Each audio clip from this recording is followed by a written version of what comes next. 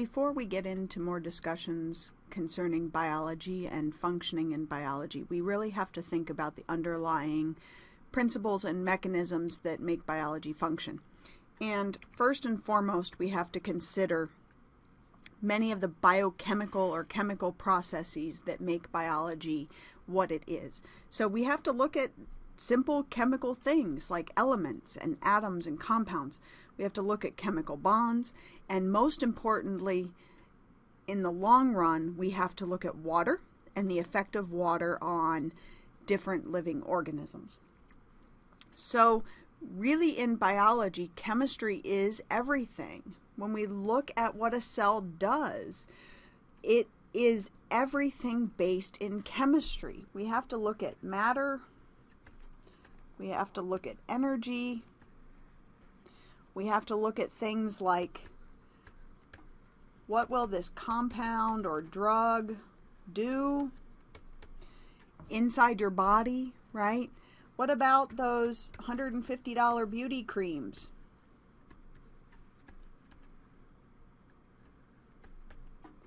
What's that going to do? Does it do anything? These are all things that we have to consider, your interaction with the environment and what you're putting into your body.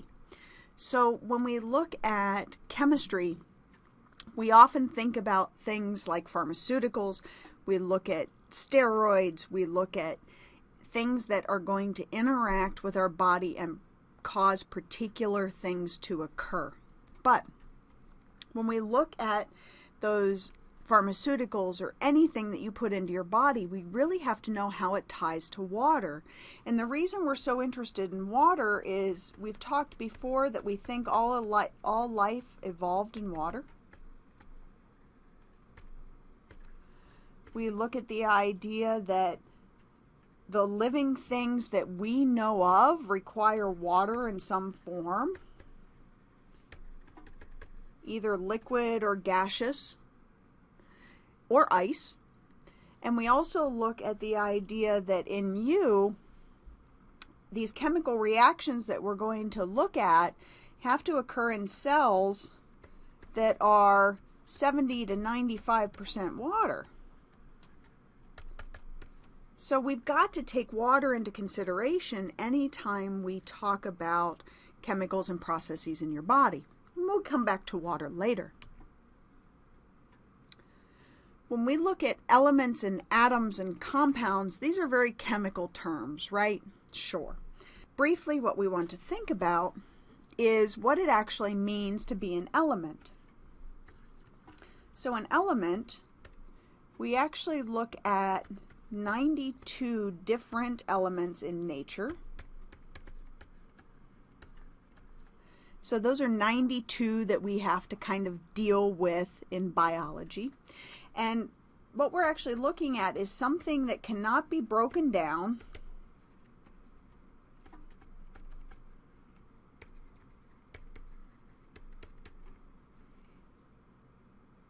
And when I say that something that cannot be broken down, meaning that you can't break it down into another substance. An element is something we refer to as pure matter. So when we look at an element, every atom of that element has the exact same composition as all the rest. So many of you have probably seen this table before. This is the periodic table, of course, and I certainly don't think that you're going to memorize this. Please don't even try. But what I do want to think about is the elements that are going to be most important for our discussions. And I have them here in yellow for you. So hydrogen, carbon, nitrogen, and oxygen, phosphorus and sulfur. But we'll also look at things like potassium and calcium, sodium, lots of these. What we won't focus on much for you, of course, are helium and neon. These are not important things for you, but lots of these other things are. Even these ones here in the middle, iron, nickel, copper, zinc. No, you can't be exposed to these in large quantities, but these are what we call trace elements or trace minerals. And if you read the back of your vitamin bottle, they're all going to be there. So what elements are you actually composed of? What are the big elements that make up you? Well, I just told you a couple of them. What do you think? You have 25 elements that are essential to you. 4 of those 25 make up 96% of your weight. What do you think they are? Carbon, oxygen, hydrogen, and nitrogen. Those together in your body make up 96% of your weight. That's huge, right? Trace elements I mentioned to you: iron, fluoride. Some of you may be familiar with fluoride if you were on well water as a kid. Iodine. These are all things that we look at in your body that are actually going to be what we call later something known as coenzymes. These things are going to help your body work better, and we'll look at all of those. So like I said, these big 4. And then the remainder of this list make up a small percentage, but these are all really important anyway. And the trace elements down at the bottom make up an even tinier percentage.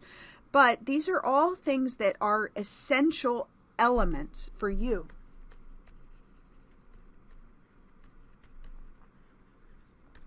We've got to have them, okay?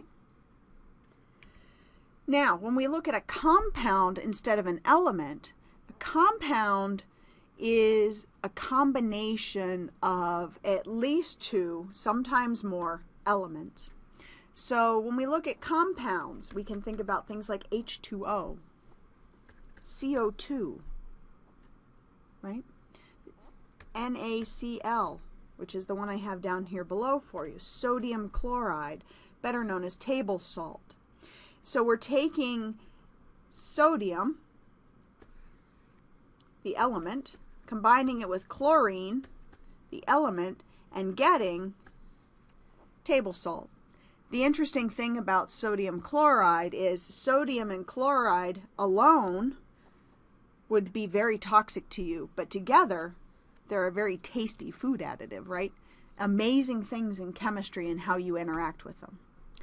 So when we look at these elements, they're made up of one kind of atom. We said that. Atom is this tiny little unit of matter that is made up of protons, electrons, and neutrons.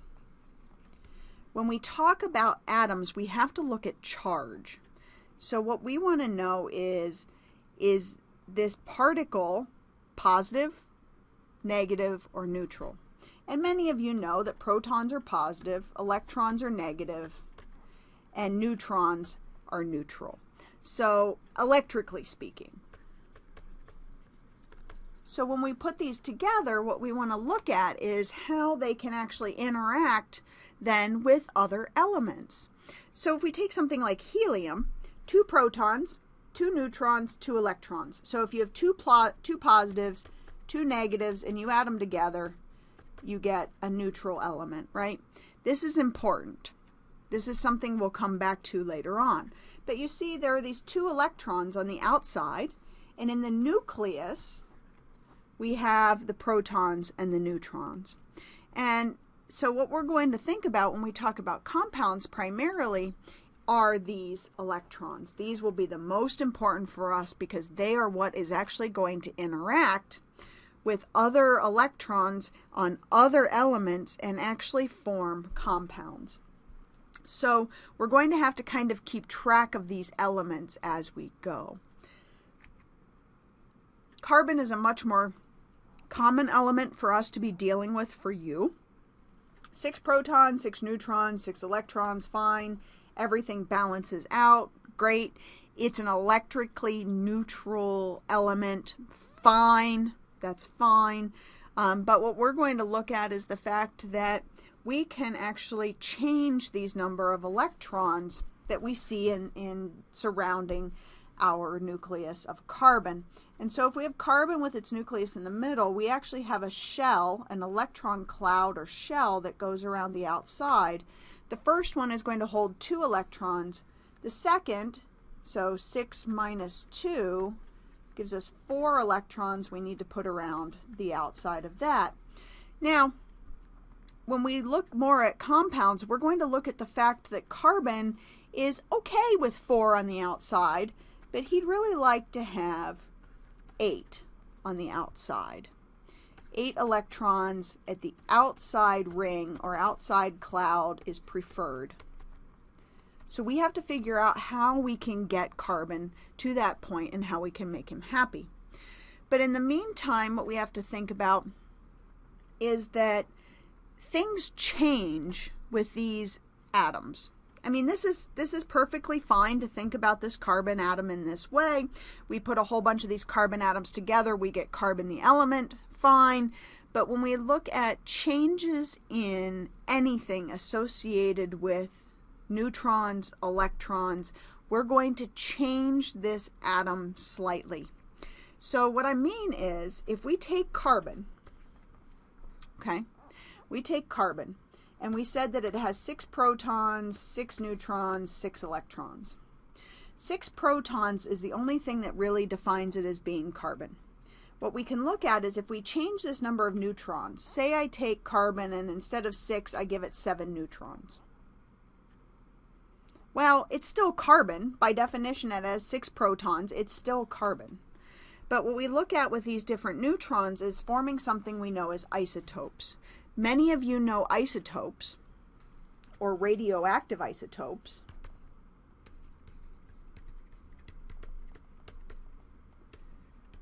from medicine, right? Well, let's look at a more simple one to start.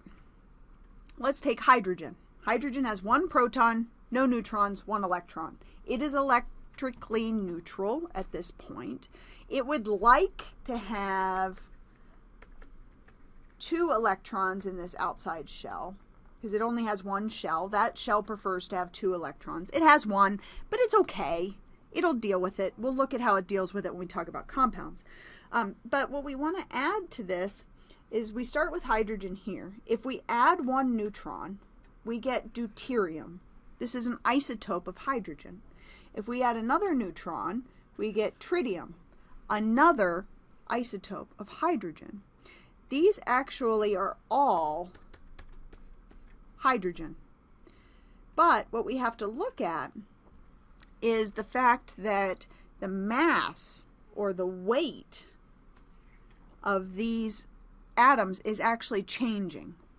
Why is it changing?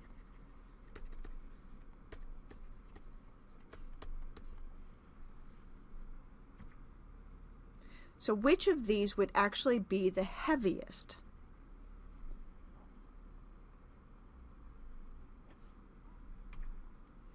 When we look at using isotopes in medicine, we use them for things known as tracers.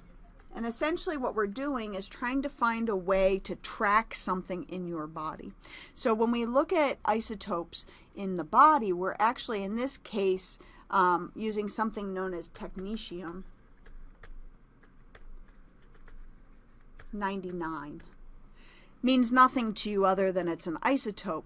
In particular, we're looking at an isotope in this case that's looking at skeletal structures. So you see the bright areas, these very bright spaces, right?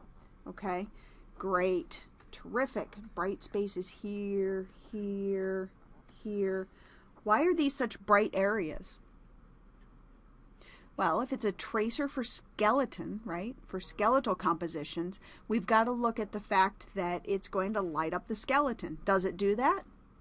Most certainly does. What about here? This is actually a PET image. Has nothing to do with your dog, but it's a PET image that's actually looking at plaque on the brain. So where you see these bright hot spots on this Alzheimer's patient compared to a normal healthy person's brain on the left, we look at high levels of plaque formations. And these plaque are indicative of Alzheimer's.